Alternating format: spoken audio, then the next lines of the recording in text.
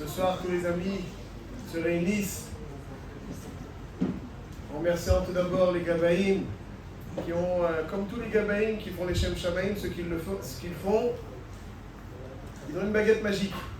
Ils arrivent à réaliser les choses, je ne sais pas comment, mais le résultat est là.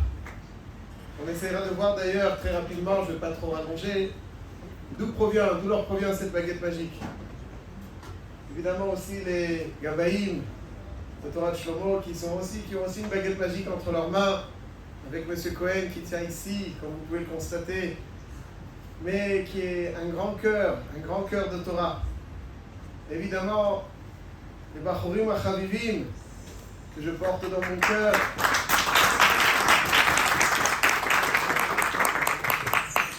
qui sont le futur de la Torah francophone et dans le monde. Il y a un midrash très étonnant au début de cette paracha. Sur le premier pasuk, Vaïtzi Yaakov Be'ersheva Ve'elech Harana. Reb Shmuel bar Nachman patach. Shir למעלות, אשא עיניי אל ההרים, אשא עיניי אל ההורים, למלפניי ולמעבדניי. יעקב אבינו שיר למעלות. אשא עיניי אל ההרים, il se tourne vers les montagnes. Qu'est-ce qu'ils peuvent lui offrir les montagnes lorsqu'il est dans la détresse? Alors le Midrash dit Esa Einai El Harim, c'est ce qui représente la solidité d'un être. El Hahorim. Les Malfenai ou le Ma'abedanai. Mais pas simplement les parents biologiques, mais avant tout les parents qui inculquent les valeurs de la Torah. Les Malfenai, ceux qui enseignent la Torah. Ma'abedanai, ceux qui inculquent les valeurs des mitzvot. Aleph, Avoda, des mitzvot. Donc Yaakov Avinu sent un moment dans sa vie, lorsqu'il se dirige vers Be'ersheva, il sent qu'il a besoin de se tourner vers des enseignants. Il sent qu'il a besoin de se tourner vers ses maîtres qui vont lui inculquer les mitzvot, Torah, mitzvot.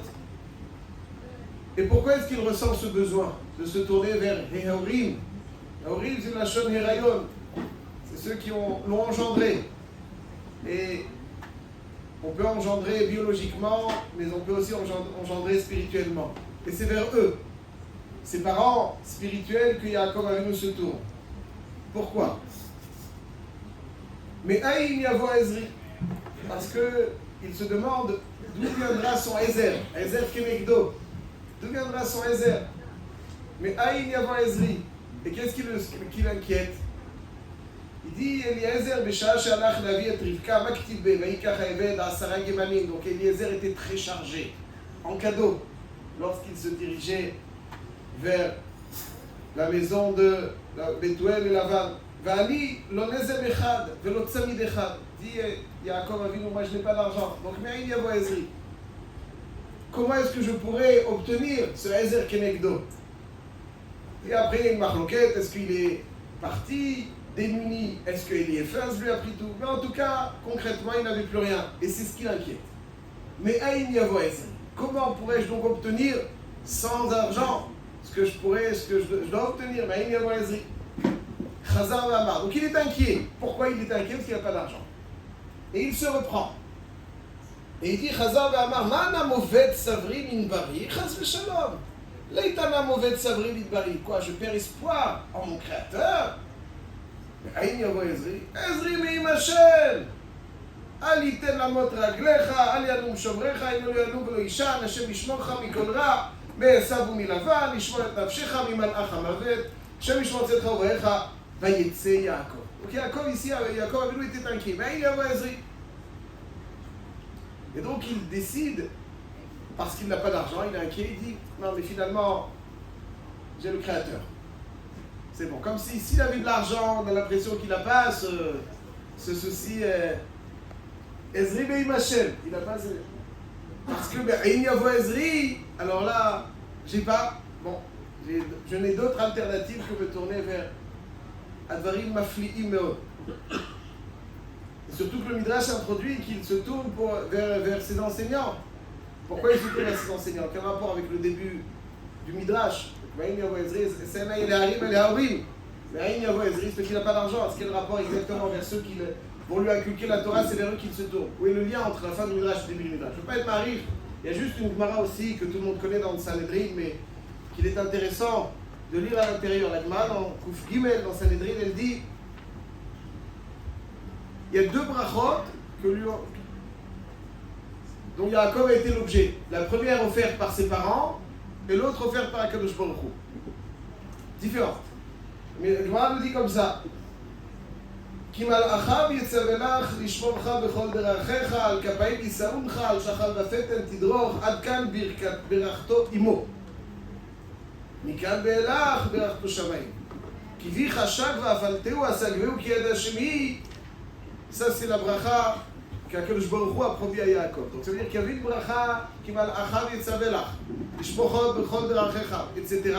Ça c'est la bracha de sa mère, de ses parents, qui Malacham Yetzavelach. Il parle de Malachim. Alors Akadosh Baruch Hu, il dit non, Malacham Yetzavelach.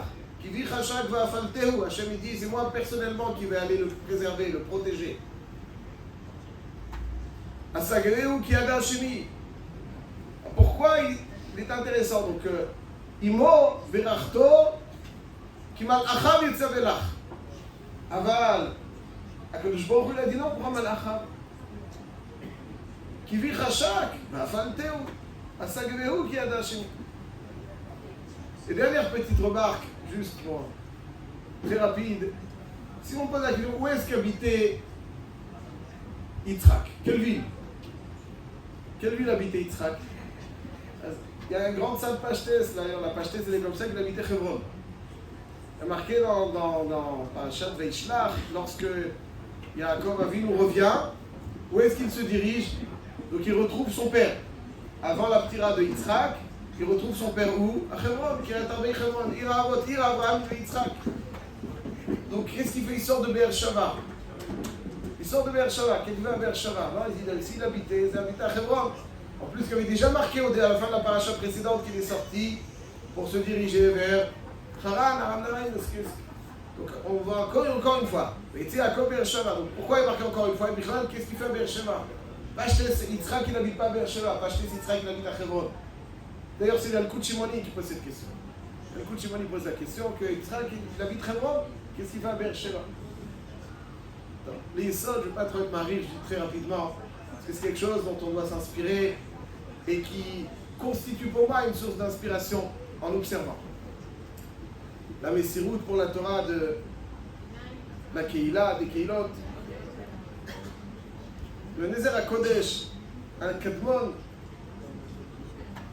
dit qu'en réalité, qui malacham yitzavelach, lishmocha bechol darachecha, qui vit chashak vafalteu, c'est deux anagot.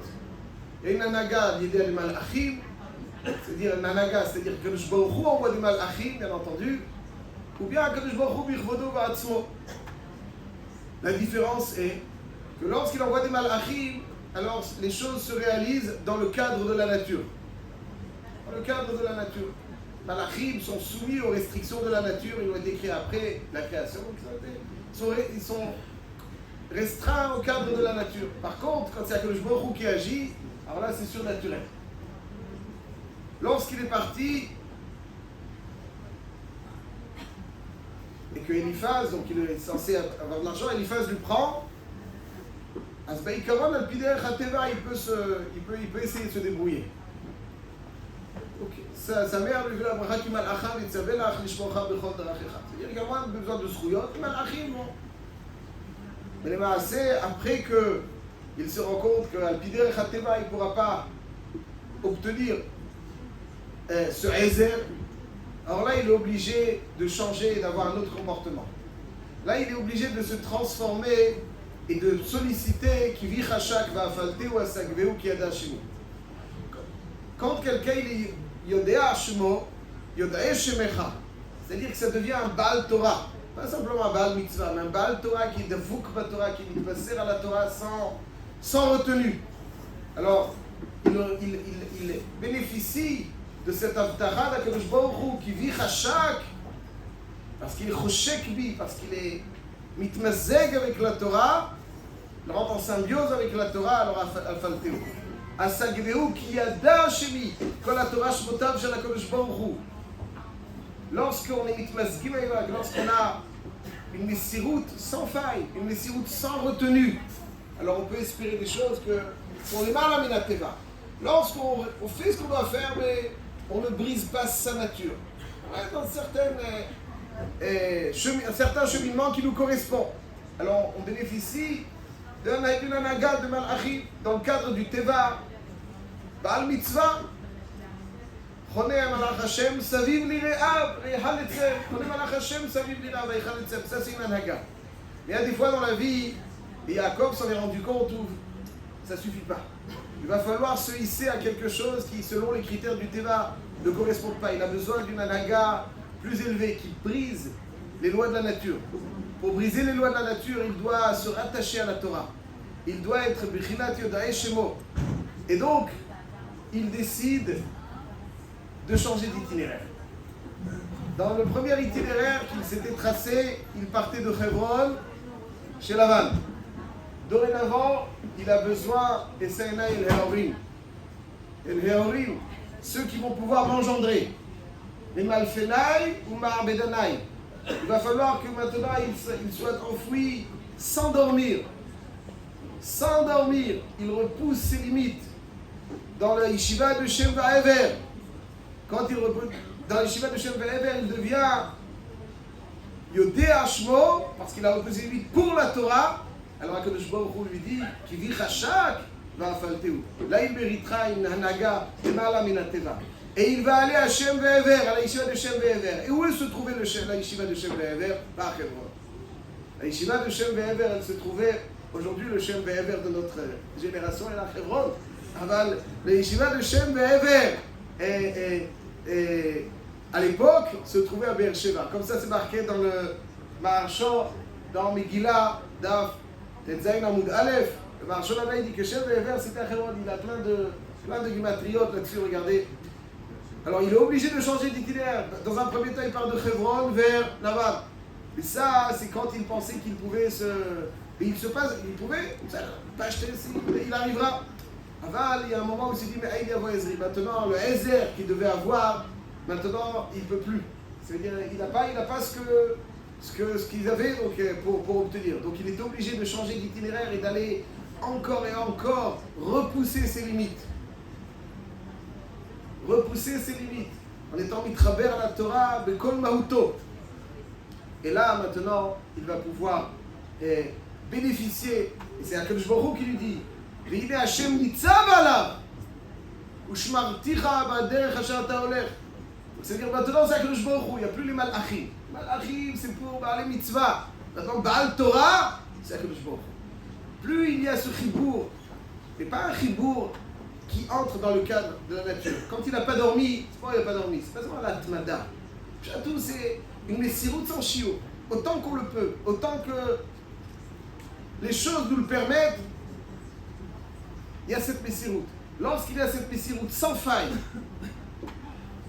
sans retenue, autant qu'on le peut, autant que qui brise même nos limites, en brisant les limites. Ça, c'est le Shem de Baal Torah qu'on reçoit, et là on reçoit donc une anaga qui est mal à Minateva. Quand on voit le Olam HaTorah en Eretz Israël, et plus particulièrement les Bnei Torah, on voit ce qu'il y a marqué ici dans ce Midrash avec beaucoup de clarté. Là où il y a une messiroute pour la Torah, il y a une messiroute sans retenue.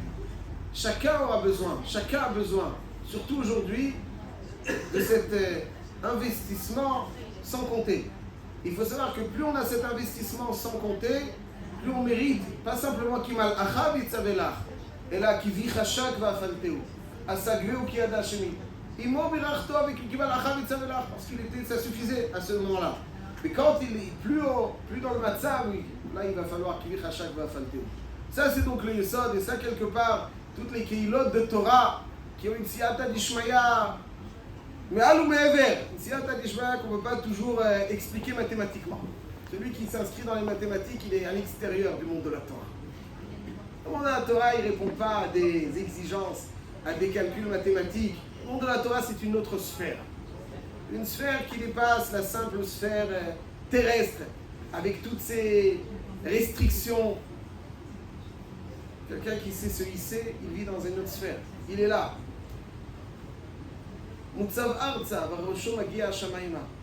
Il évolue sous d'autres règles. Et c'est ces règles-là qui lui permettent de véritablement bafouer les lois de la nature pour véritablement être Ma'amid Torah B'Israël. Voilà ce que je souhaite au Khatan Reb Dovi, qui, Baruch Hashem, est un Talmid Chacham, qui est Shakua B'Torah. Je ne veux pas raconter, je voulais être Mevarah, je voulais le voir. Je voulais le voir. Combien de temps je l'ai vu? Je suis rentré au Beth Midrash de Kol Yaakov. Combien de temps je l'ai vu? 3 secondes.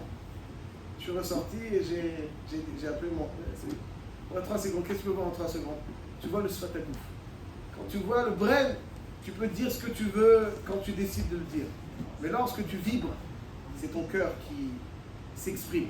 Et lorsque son cœur s'exprime, on est là. On est Beprinat qui vit Chachak. Quand on est Beprinat qui vit Chachak, alors on va faire le théoua.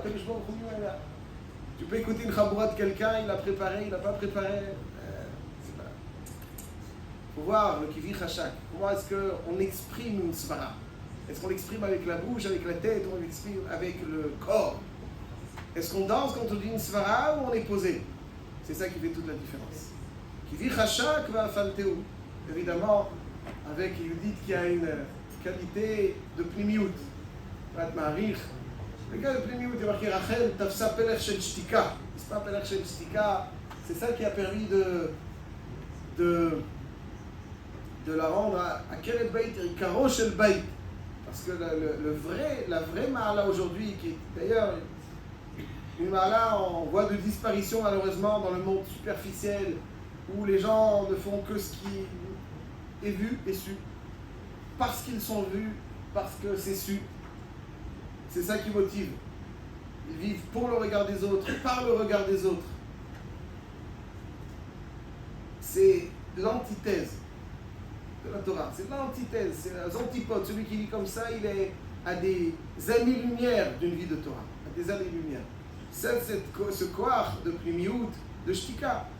La shtika, c'est révélateur d'une richesse intérieure. Pas tout doit être dit, pas tout exprimé.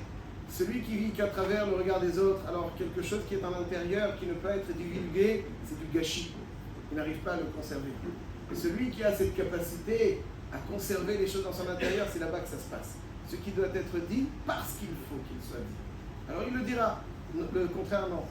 Et rarement, j'ai côtoyé une jeune fille qui est aussi tsnoua, aussi intérieure, avec une intensité intérieure.